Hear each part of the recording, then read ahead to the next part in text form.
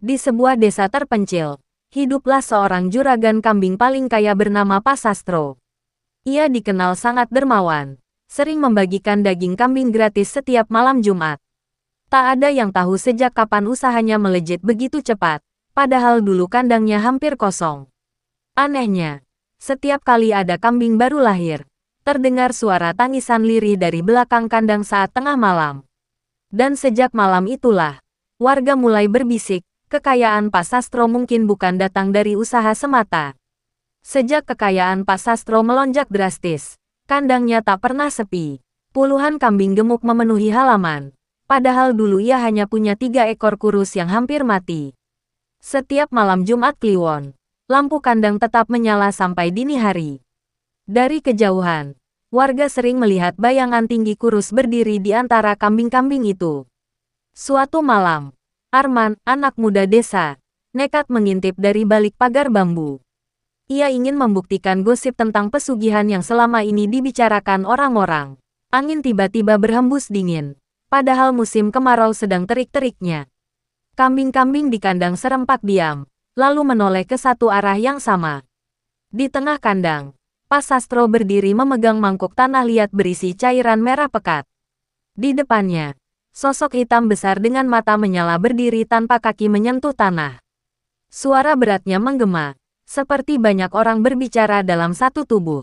Janji harus ditepati. Arman menahan napas. Ia melihat Pak Sastro gemetar, lalu berlutut. Sudah kuberi setiap bulan. Jangan ganggu keluargaku. Sosok itu tertawa pelan, membuat kambing-kambing menjerit bersamaan. Tiba-tiba satu kambing bunting roboh. Dari perutnya terdengar suara seperti tangisan bayi manusia. Pak Sastro memalingkan wajah, seolah tak sanggup melihat. Namun sosok hitam itu menunjuk ke arah rumahnya. Keesokan paginya, kabar mengejutkan menyebar. Anak bungsu Pak Sastro sakit keras tanpa sebab. Dokter tak menemukan penyakit apapun, tapi tubuhnya makin hari makin kurus seperti kambing yang dihisap darahnya. Setiap malam, terdengar suara kambing mengembik tepat di bawah jendela kamar anak itu. Pak Sastro semakin jarang terlihat tersenyum. Dermawannya berubah menjadi ketakutan. Ia tetap membagikan daging kambing, tapi wajahnya pucat dan matanya cekung. Warga mulai sadar, sedekahnya bukan lagi kebaikan, melainkan penebusan. Pada malam paling gelap, hujan turun tanpa petir. Kandang kambing terbakar tiba-tiba tanpa ada yang menyalakan api. Warga berlari membantu, tapi anehnya api hanya menghanguskan kandang, tidak menyentuh rumah. Di tengah kobaran, terdengar suara berat itu sekali lagi. Perjanjian selesai, tumbal terakhir telah dibayar. Saat api padam, semua kambing lenyap tanpa sisa. Anak Pak Sastro sembuh mendadak. Namun sejak malam itu, Pak Sastro tidak pernah lagi terlihat di desa. Rumahnya kosong, kandangnya tinggal abu, dan setiap malam Jumat, warga masih mendengar suara kambing mengembik. Padahal tak ada lagi kambing di sana.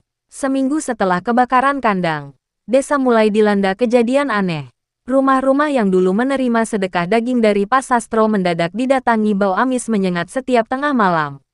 Di dapur mereka, panci-panci bergeser sendiri, dan dari sela atap, terdengar suara embikan lirih yang seperti menangis. Arman tak bisa melupakan apa yang ia lihat malam itu. Rasa bersalah menghantuinya karena ia tak pernah memperingatkan siapapun. Ia akhirnya mendatangi rumah kosong Pak Sastro bersama 2 warga lain. Pintu rumah itu tak terkunci, seolah sengaja menunggu untuk dibuka. Di dalamnya gelap, tapi anehnya tak berdebu, seolah masih dihuni. Di ruang tengah terdapat meja kayu dengan kain hitam menutupinya. Saat kain itu disingkap, mereka menemukan mangkuk tanah liat yang sama, masih berisi cairan merah yang belum mengering. Di bawahnya, terukir tulisan kecil, rezeki datang dari darah, kekayaan tumbuh dari nyawa. Tiba-tiba lantai bergetar, dari arah bekas kandang yang hangus. Terdengar hentakan kaki puluhan kambing berlari. Padahal tak ada apa-apa di sana. Arman memberanikan diri berjalan ke halaman belakang. Tanah bekas kandang yang terbakar kini retak seperti terbelah. Dari dalam retakan itu, muncul suara berat yang sama seperti malam pesugihan. Namun kali ini, bukan hanya satu suara, melainkan banyak. Janji belum lunas. Arman teringat sesuatu. Pak Sastro pernah berkata, selama desa ini makmur, Tak ada yang perlu takut. Mungkin, bukan hanya keluarganya yang terikat perjanjian itu. Mungkin seluruh desa sudah menjadi bagian dari tumbal tanpa sadar. Malam berikutnya, satu persatu kambing milik warga mati mendadak. Tanpa luka, tanpa darah, hanya mata mereka yang terbuka lebar. Seakan melihat sesuatu yang tak terlihat manusia. Anak-anak kecil mulai bermimpi buruk. Mereka bermimpi berdiri di padang luas penuh kabut. Di kejauhan, ada sosok tinggi bertanduk menggiring kambing-kambing menuju jurang gelap. Dan di antara kambing itu, ada wajah manusia. Arman kembali ke rumah Pak Sastro sendirian. Ia merasa semua ini harus dihentikan. Di ruang tengah, mangkuk tanah liat itu kini retak dan mengeluarkan asap tipis. Suara dari dalam tanah terdengar semakin dekat. Tiba-tiba bayangan tinggi muncul di belakangnya. Tubuhnya hitam legam. Matanya merah menyala. Pengganti telah datang. Arman ingin lari. Tapi kakinya seperti tertanam ke lantai. Bayangan itu mendekat. Napasnya dingin menusuk tulang. Di luar, seluruh desa mendadak sunyi. Tanpa anjing menggonggong. Tanpa suara angin. Keesokan paginya, Arman hilang. Yang tersisa hanya jejak kaki kambing di lantai rumah Pak Sastro. Dan sebuah mangkuk tanah liat baru di atas meja. Sejak itu, usaha ternak kambing di desa kembali ramai. Entah milik siapa, tak ada juragan yang terlihat. Tapi kambing-kambing terus berdatangan. Dan setiap malam Jumat Kliwon, lampu kandang menyala sendiri. Hilangnya Arman membuat desa benar-benar diliputi ketakutan. Namun anehnya, tak ada yang berani melapor ke polisi. Setiap orang yang hendak membuka mulut, tiba-tiba kambing di halaman rumahnya mengembik keras tanpa henti, seakan memberi peringatan. Beberapa hari kemudian, sawah milik warga mulai mengering padahal hujan turun hampir setiap sore. Air sumur berubah keruh dan berbau amis. Di permukaannya, kadang terlihat bayangan tanduk melintas cepat, lalu hilang saat didekati. Malam Jumat berikutnya, seluruh desa mendengar suara lonceng kecil berdentang dari arah bekas kandang Pak Sastro. Padahal tak ada lagi bangunan di sana. Suara itu teratur, seperti ada seseorang menggiring ternak. Pak Lurah mencoba menenangkan warga. Ia mengumpulkan beberapa orang dewasa untuk berjaga di balai desa. Tepat pukul 12 malam, listrik padam serentak. Dalam gelap, terdengar langkah kaki puluhan makhluk mengelilingi balai. Dari sela jendela, mereka melihat bayangan kambing berjalan tegak seperti manusia.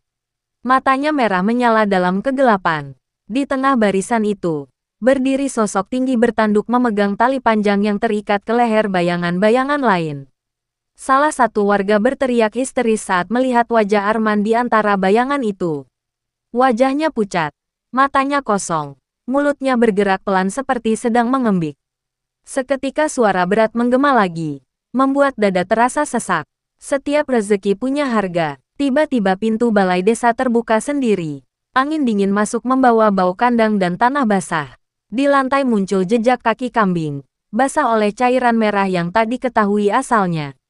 Pak Lurah mencoba membaca doa dengan suara gemetar. Namun setiap kata yang keluar dari mulutnya berubah menjadi suara embikan aneh. Warga lain mulai merasakan kulit mereka panas seperti terbakar dari dalam. Di rumah masing-masing, keluarga yang dulu menerima sedekah kambing mendadak melihat daging di dapur bergerak sendiri. Potongan daging itu berdenyut seperti masih hidup. Lalu terdengar bisikan dari dalam tembok, menyebut nama mereka satu persatu. Beberapa warga mencoba pergi meninggalkan desa sebelum malam Jumat berikutnya. Namun kendaraan mereka selalu mogok tepat di batas desa. Jalan yang biasanya lurus terasa memutar, seolah desa itu tak mengizinkan siapapun keluar. Di bekas kandang yang hangus, tanah retak semakin lebar. Dari celahnya, muncul tangan-tangan hitam panjang yang mencakar udara. Suara lonceng semakin cepat, semakin keras.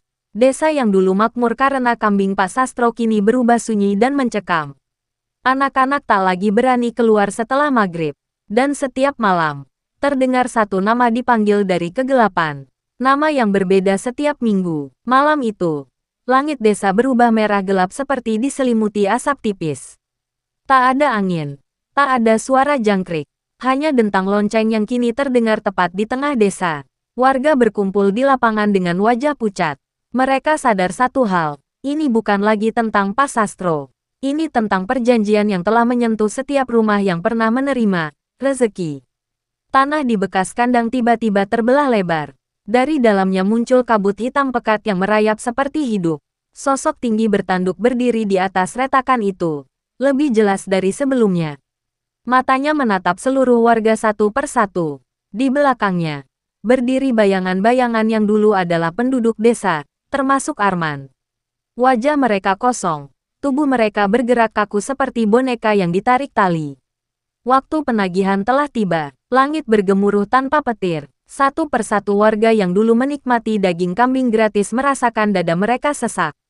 Mereka teringat bagaimana dulu menerima dengan senang hati tanpa pernah bertanya asal-usulnya. Tiba-tiba tubuh Pak Lurah terangkat perlahan dari tanah. Matanya memerah. Suaranya berubah menjadi embikan panjang. Kulitnya menghitam sebelum jatuh tak bergerak. Panik pecah. Warga berlari ke segala arah. Tapi desa seperti mengecil. Jalan keluar menghilang. Digantikan padang kabut luas dengan suara kambing menggemuruh.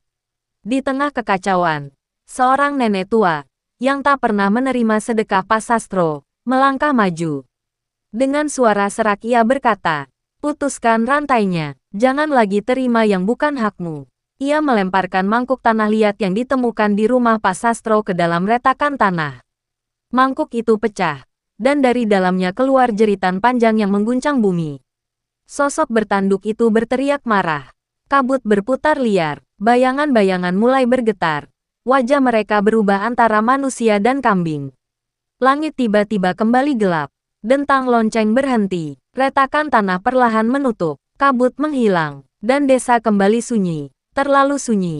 Pagi harinya, desa tampak normal. Tak ada retakan. Tak ada sosok hitam. Namun beberapa rumah kosong tanpa penghuni. Nama-nama mereka tak pernah lagi disebut keras-keras. Usaha kambing benar-benar hilang dari desa itu.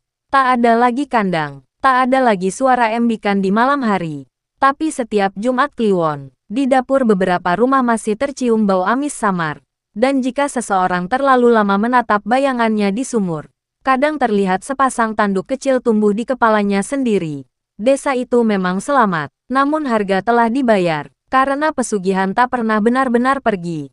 Ia hanya menunggu seseorang yang cukup putus asa untuk membuat perjanjian baru.